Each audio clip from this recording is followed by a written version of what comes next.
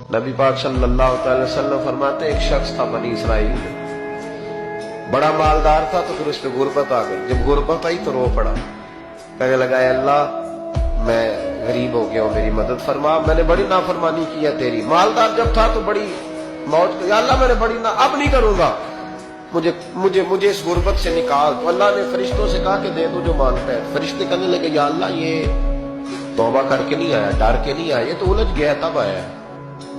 یہ تجھ سے ڈر کے ہوتا ہے نا ایسے کہ لوگ اللہ سے نہیں ڈرتے جتنا غربتوں سے بعد اللہ ڈرتے، یا اللہ یہ تو وہ الجھ گیا تب آیا۔ تو اللہ نے فرمایا پتہ مجھے بھی ہے لیکن آ تو گیا ہے، چلو دے دو۔ تو کہا یا اللہ اگر دے دیا تو دوبارہ نہیں آئے گا۔ فرمایا اس کا بھی مجھے پتا ہے، تم دے دو۔ اسے دے دیا۔ جب دولت مل گئی نا تو کہنے لگا وہ تو میں نے اس طریقہ سے استعمال کیا اس لیے کامیاب ہو گیا۔ پھر کچھ وقت گزرا تو پھر الجھ گیا، پھر قرضے چڑھ گئے، پھر سارے اولاد کر کہنے لگا یا اللہ اب نہیں کرتے، ہم معاف کر دیں۔ 70 دفعہ توبہ کی اور 70 دفعہ توڑی۔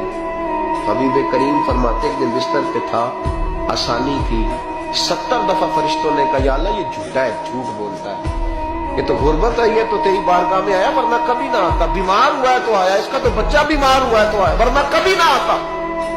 70 دفعہ توبہ توڑی۔ ایک دن رات کو بستر پہ لیٹا تھا، دولتیں بھی تھی، آسانیاں بھی تھی، دل میں خیال آیا میں کتنا جھوٹا ہوں، جب الجھ جاتا ہوں تو اس کے دروازے پہ جاتا ہوں اور وہ کتنا قریب ہے، مجھے خالی نہیں لوٹاتا۔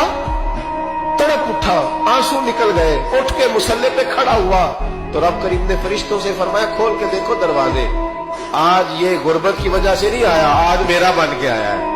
تو یا اللہ پہلے تو دولت دیتا تھا، آج کیا دے گا؟ تو محبوب فرماتے اللہ فرماتے ہم نے اسے بغیر حساب کتاب جنت عطا کرو۔